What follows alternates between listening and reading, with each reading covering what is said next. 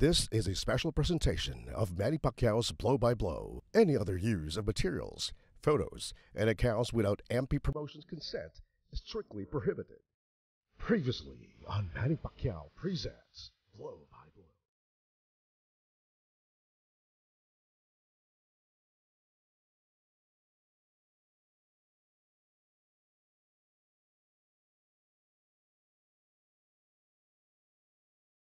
Ito po ang highlights ng nakaraang laban for the PBF Super Flyweight Championship in round number 2.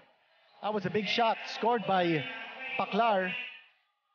A roundhouse right. That was probably his best punch of the fight. Paclar tried to make a fight of it, tried to make a brawl out of it. Very slick boxer, Judy Flores, to make sure that he wouldn't be a standing target. He was a ghost inside that ring. A couple of low blows that time, but somehow Flores stemmed the tide. And then, when he needed to stand his ground to throw combinations, that was enough. And look at the way he eluded the defense and scored with a left hand on a spin move over Gerald Paclar. Judy Flores, again a masterful boxing performance, a clinic that he conducted in winning the PBF Super Flyweight Championship. Mga kaboksing, nagbabalik na muli ang pangbansang boxing ng bansa, ang Blow by Blow. Hatid sa inyo ng iyong lingkod. Suportahan at samahan niyo po akong tumuklas ng mga bagong henerasyon na hangaan at magbigay ng karangalan sa ating bansa. Luzon, Visayas, and Mindanao. Humanda ang may puso sa larangan. Humanda ang may lakas ng kalooban. Humanda sa pagdalaw ng Blow by Blow sa inyong mga syudad at probinsya. Lahat ng aksyon, drama at tagumpay mapapanood po dito sa One Sports tuwing linggo, alas 8:30 ng gabi. Blow by Blow, laban ng Pilipino.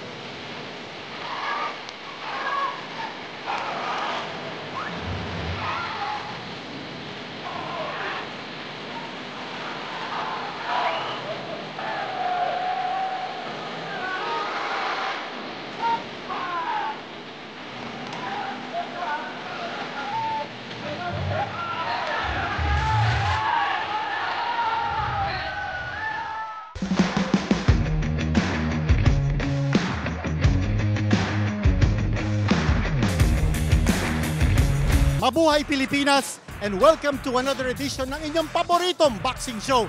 Manny Pacquiao presents Blow by Blow in partnership with San Miguel Beer.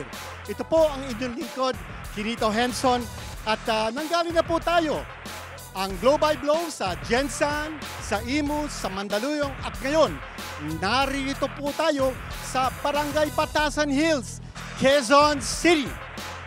Okay mga kaboxing, mga kasama, mga kaibigan, samahan niyo po kami at saksiyan natin ang paglakbay ng mga up-and-coming and promising boxers na may mga pangarap na sundan ang yapak ng ating 8th Division World Champion, Manny Pacquiao.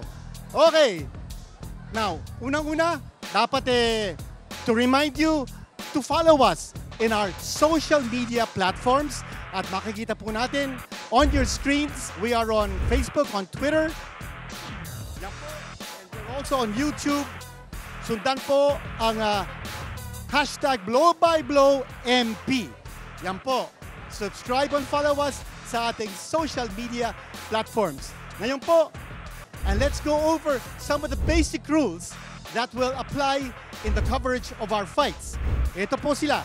Number 1, no 3 knockdown rule will be in effect. Only a referee can stop the fight, and a fighter cannot be saved by the bell in any round. Huwag niyong kalilimutan, we are on every Sunday, One Sports, Channel 41, Signal TV, 8:30 ng gabi. So follow us in all of our episodes on Manny Pacquiao Presents Blow by Blow in partnership with San Miguel Beer. Okay, handa na ba kayo? Sagupaan na! Ito po ang ating napakagandang venue at mga tao rito are so excited for the start of our boxing event at ang unang-una laban po natin, 4-rounder in the light flyweight division, Jay Duerme versus Ernie Samoyag. Okay, at ito po ang ating tail of the tape, Duerme versus Samoyag. 21 years old po si Duerme. Si Ernie Samoyag is 19 years old. Ba, ang laki ng height difference. 3 inches. That is a big height difference among light flyweights. Ang reach din ni Samoyag, ba, mahaba to. 70 inches ang kanyang reach against 63 for Duerme. Pareho po silang kaliwete. Okay, ito na po ang ating ring announcer, Bobby Mondehar, for the intros. Ladies and gentlemen, Manny Pacquiao presents Blow by Blow here at Barangay Batasan Hills, Covered Court, Quezon City. In partnership with San Miguel Beer, in coordination with Barangay Chairman Jojo Abad. Ladies and gentlemen, introducing the fighter coming out of the ring, Ernie Samoyag.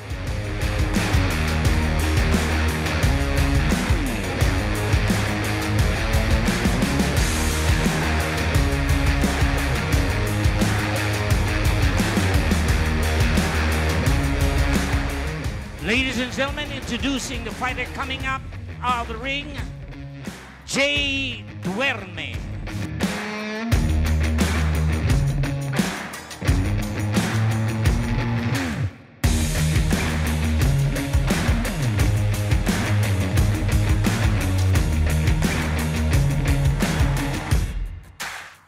Ladies and gentlemen, introducing the fighter fighting out of the blue corner.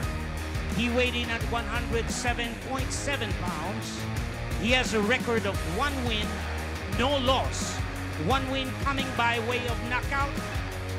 Fighting out from Fairtex B Athletic Sports, BF Homes, Parañaque City. Ladies and gentlemen, Ernie Samoyag. Samoyag. Right across the ring, fighting out of the red corner. He weighed in at 109 pounds.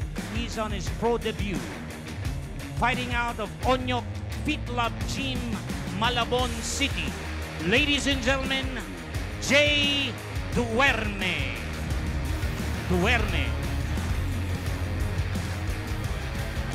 Judges at ringside, Trixia Lorente, Elmer Castillas, Al Llaneta. Third man in the ring, referee Sammy Bernabe. This will be 4 rounds of professional boxing.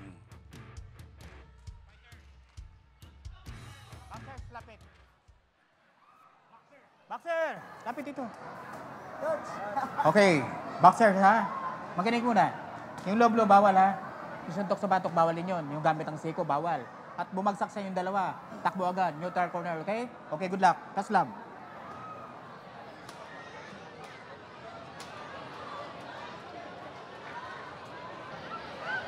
Four rounds po ang paglalabanan dito. Duerme versus Samoyag. Okay, umpisa na po ang laban natin. Both fighters are southpaws. Pareho po silang kaliwete. Very interesting fight. Si Sammy Bernabe, ang ating third man in the ring. Dati pong featherweight contender yan ng Pilipinas. At napakagandang panuurin yung mga boxer, yung mga referees natin wearing those gloves because, you know, for healthy concerns, the referees often handle mouthpieces.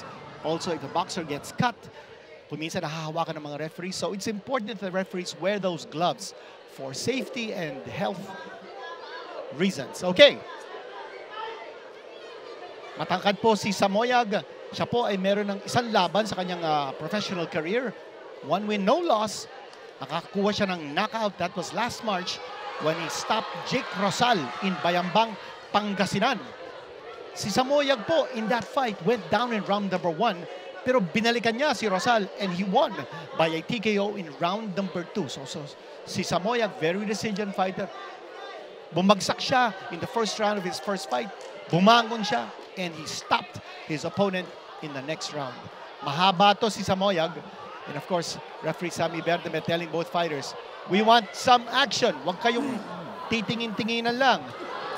Eto na. Sure enough. Ito rin yung bulkan na sinasabi natin na dapat mapasabog ng mga boksingero. Nice left hand and the right hand coming from Samoyag. He is clearly the taller fighter.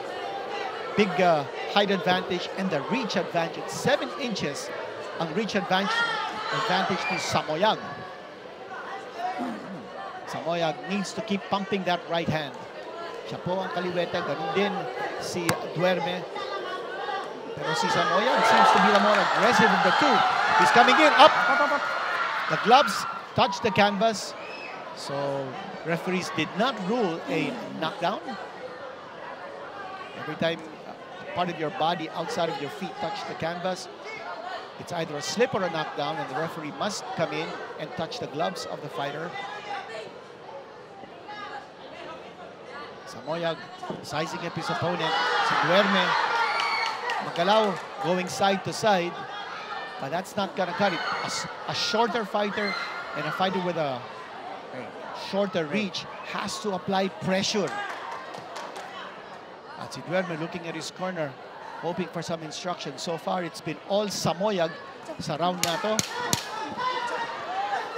Left and right hands being thrown by Samoyag.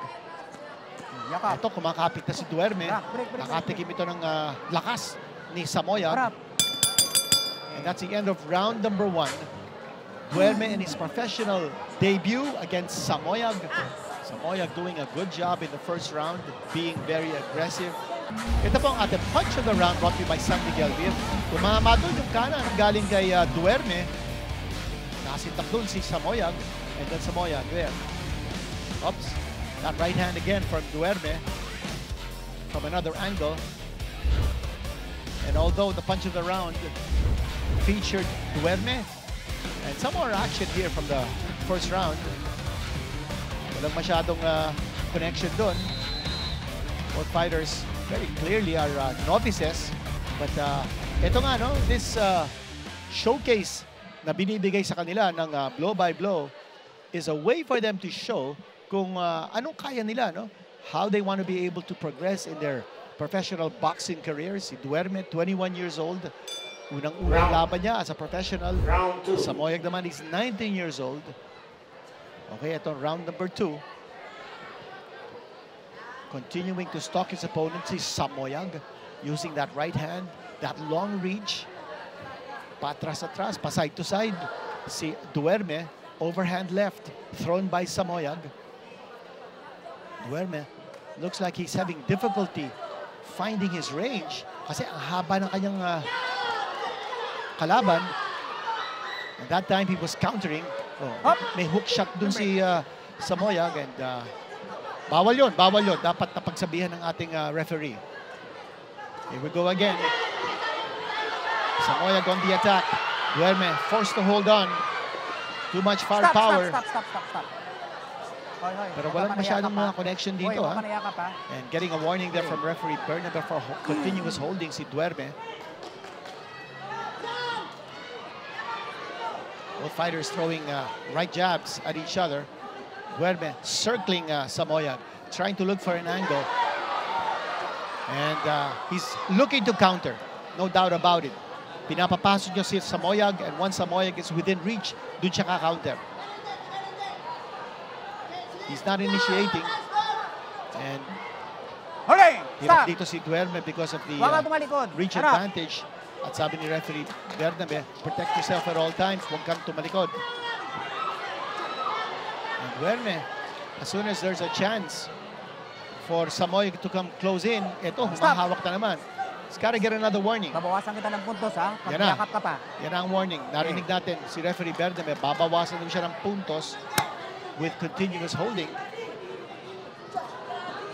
And again, very aggressive si Samoyag. Duerme is just circling the ring. Hindi siya sumusuntok dito, no? Samoyag continuing to stalk his opponent, throwing that right jab, looking to follow up with his left. At mabilis naman umiwas si Duerme, fighting very defensively, fighting very cautiously.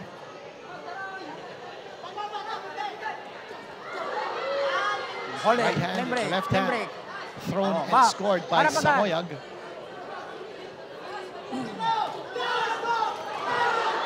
Right hand thrown by Duerme. Again, from close range. Duerme then scoring. And that should boost the confidence of Duerme. Kaya pala niyang tamaan si Samoyag. Once Samoyag is within range, he's got to keep throwing those punches. Nakatama na naman si Duerme. He seems to be the crowd favorite dito because he's the underdog. And again, on his bicycle, biglang stopping in his tracks. Tatamaan naman siya ni Samoyag. And that's the end of round number 2.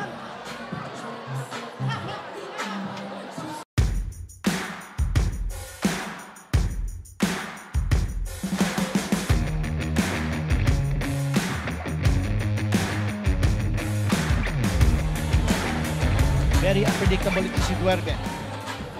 He's circling the ring, moving away from harm's way. Tapos biglang-bigla, titigil siya, tapos susuntok.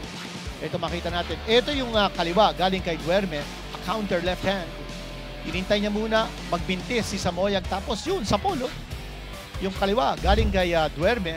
A counter punch that was scored.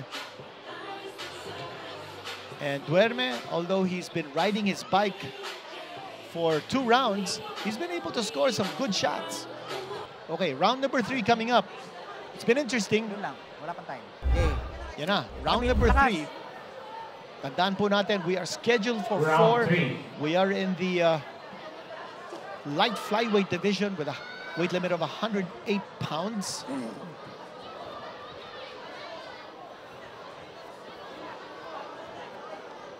And Duerme, because of its constant lateral side-to-side movement, napapaikot niya si Samoyag, and when that happens, nawawala sa balance si Samoyag.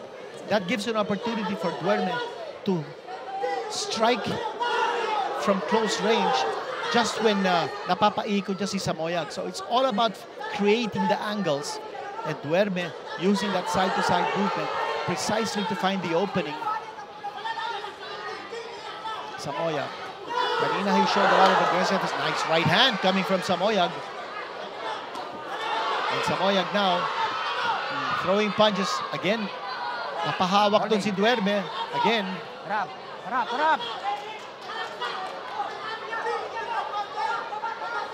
Duerme resorting to that tactic of clinching every time Samoyag comes dangerously close.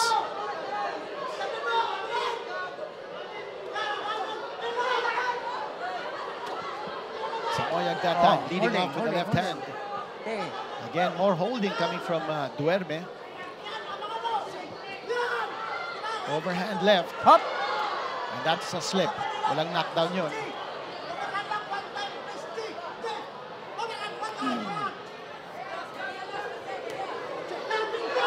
Again, you saw the disparity in the reach. Nakatama doon from distance si Samoyag, tapos nagbintis naman si Duerme because he was a step away from finding his range. That time Samoyag connecting. And once again, Holding. Duerme is Kaya mo na ba? holding. Kaya ba? Kaya ba? Referee Berdeme asking Duerme kung kaya pa niya. That's a nice shot. A left hand scored. And once again, Duerme is holding. Dapat yata mabigyan ito ng point deduction. He's been holding too much. It's excessive holding on the part of Duerme. And this has been a solid round for Samoyag. And again, Duerme holding on. Already, referee Berdeme sensing a possible problem, asking Duerme kung kaya pa niya ito. Okay. Big shot scored by Samoyag in this round, especially with a left hand. Another left hand, this time a left straight. Connecting. And Samoyag looking to pin down his opponent. Push him against the ropes. And again, kapit ng kapit si Duerme. Hop, hop. That should be at least a point deduction by now. That's the end of round number 3. Coach, tanongin mo kung kaya pa niya. Pag-ipilit na niya, pag ano, ayaw mo yan ha. Ito, narinig natin si referee Berdame again asking the corner of Duerme. Ang cornerman ni Duerme sina Mario Tahum at saka si Gil Barwa. Punch of the round natin brought to you by San Miguel Beer. Right hand and the left hand scored by Samoyag. 1-2, beautiful. 1-2 series coming from Samoyag. The left straight and then the right straight rather, and then the left straight. That was first a jab and then the left straight. Parehong pumasok yun, both to the face. And Jay Duerme. Okay, sige out. Sige out. And the ringside physician now asking Jay Duerme if he's willing to do another round.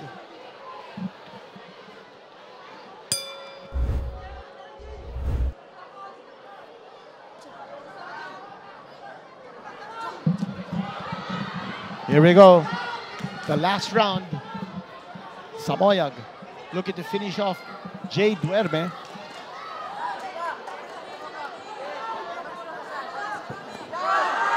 Nice shot scored by Samoyag with the right hand, and then referee Berdame saying it's all over. Wala na, almost defenseless na si Jay Duerme. Too much punishment inflicted by Ernie Samoyag, and he will go down as a TKO in the 4th round. Hindi po bumagsak si Duerme. He fought bravely, he fought courageously, but he took a lot of punishment from Samoyag. And prompting referee Sammy Berdame to ask if he wanted to continue fighting. Tapos nakita natin, no? Referee Berdame going to the defense of Duerme, stepping in, waving it off, and protecting the fighter. I thought that was a good decision on the part of referee Berdame. No sense in prolonging the agony because no way that Duerme was going to win this fight. Only way he could have won it was to score a knockout, and that was going to happen. Nawala na kanyang energy. He was going side to side. He was continuously clinching. And a big victory here for Ernie Samoyag, and that will raise his record to 2-0 with 2 knockouts. Siya po ay galing Fairtex Bow Athletic Sports from BF Homes Parañaque. Tuwan-tuwa po si Ernie Samoyag. This guy's got a future. Okay, ito po ang official time. Galing kay ring announcer Bobby Mondejar. Ladies and gentlemen, the time 24 seconds in the 4th round as referee Berdame stops the fight. Winner by technical knockout, Ernie Samoyag. And that's official. At the 24-second mark ng 4th round, Ernie Samoyag scoring a TKO over Jay Duerme. Duerme has to rethink his plans as a professional fighter. That was his first fight ever. Ito po ang highlights ng laban that just ended. And Duerme, he landed some clean shots. And in fact, yung mga tama po niya featured in our punch of the round, both in the rounds 1 and 2. His only chance was actually to counter from short distance. He was going side to side, and he was trying to catch Samoyag off balance. Yun, pero tumama yung kanan ni Samoyag in that exchange. And then a right hand by Samoyag. Samoyag continuing his attack. And almost going down was Duerme from that assault. A big left hand coming from Samoyag. And that 1-2 combination was lethal on the part of Samoyag. Very precise in his execution. Yan po, Ernie Samoyag, the winner by TKO. 24 seconds of the 4th round.